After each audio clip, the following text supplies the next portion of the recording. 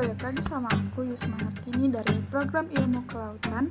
Bahas tentang mata kuliah aku, ichtiologi, dengan bapak pengampunya Pak Hengki Irawan. Nah, kali ini aku bakal jelasin tentang sistem ekresi dan osmoregulasi pada si ikan. Jadi apa sih sistem ekresi itu? Jadi sistem ekresi itu adalah sistem pembuangan proses metabolisme oleh tubuh berupa gas, cairan, padatan yang keluar melalui ginjal. Lalu dia ini punya banyak fungsi, antara lainnya itu adalah untuk regulasi kadar air tubuh, menjaga keseimbangan garam, dan mengeliminasi sisa nitrogen dari metabolisme protein. Lalu di dalamnya itu juga terdapat alat pengeluaran pada insang. Contohnya itu kayak insang yang mengeluarkan CO2 dan H2O. Ada kulit dan ada sepasang ginjal yang bakal ngeluarin urin. Kan tadi ada sepasang ginjal.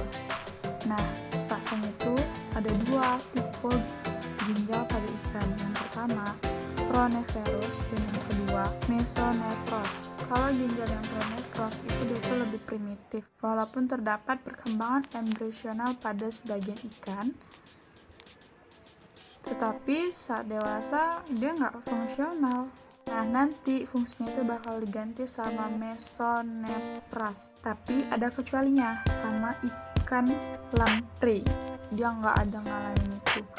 Nah, yang kedua mesonephros berfungsi seperti opisthonephrus pada embrio enota. Nah, jadi sebenarnya dua-duanya tuh mirip. Perbedaan prinsipnya itu cuma ada di peredaran darahnya aja, sistem peredaran darah, sama tingkat osmoregulasinya. Terus kompleksitasnya dan efisiennya. Di ginjal itu harus lebih berperan besar untuk menjaga keseimbangan tubuh. Terus ginjal itu berfungsi untuk menyaring sesuatu yang terlarut dari aliran darah. Hasilnya bakal dikeluarin lewat corpus renalis. Terus ada tubulus yang berperan untuk menjaga keseimbangan air. Nah, yang kedua itu adalah sistem osmoregulasi. Sistem osmoregulasi itu adalah sistem pengaturan keseimbangan tekanan osmotik cairan tubuh atau air dan darah. Nah, di situ tuh dengan tekanan osmotik habitat perairan, pengaturan tekanan osmotik cairan tubuh layak bagi kehidupan ikan sehingga proses-proses fisiologis berfungsi normal. Osmoregulasi itu penting dilakuin terutama buat organisme ikan. Karena apa? Yang pertama, harus ada keseimbangan substansi tubuh dan lingkungan. Terus yang kedua, membran sol yang permeable merupakan tempat lewatnya substansi yang bergerak cepat. Yang ketiga, adanya tekanan osmosis antara cairan tubuh dan lingkungannya. Tidak ada organisme air tawar yang nggak ngelakuin osmoregulasi. Jadi semuanya itu ngelakuin yang namanya osmoregulasi. Sedangkan pada ikan air laut itu cuma beberapa yang melakukan osmoregulasi. Karena itu tuh gunanya untuk mengontrol tekanan dalam tubuhnya. Semakin jauh perbedaan osmosis antara tubuh dan lingkungan, semakin banyak energi metabolisme yang dibutuhkan untuk melakukan osmoregulasi sebagai upaya adaptasi. Namun, tetap ada batas toleransi.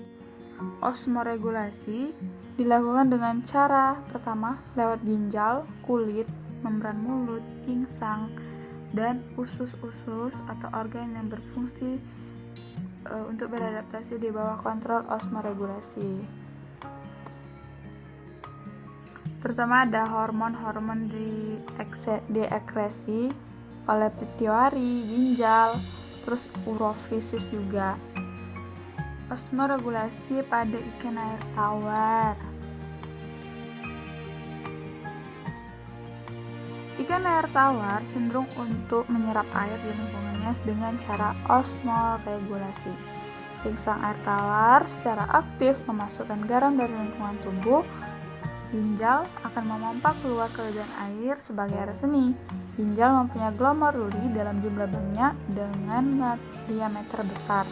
Ini dimaksudkan untuk lebih dapat menahan garam-garam tubuh agar tidak keluar dan sekaligus memompa seni sebanyak-banyaknya. Jadi pertamanya itu dia bakal nyerap ikan air tawar itu bakal nyerap air dari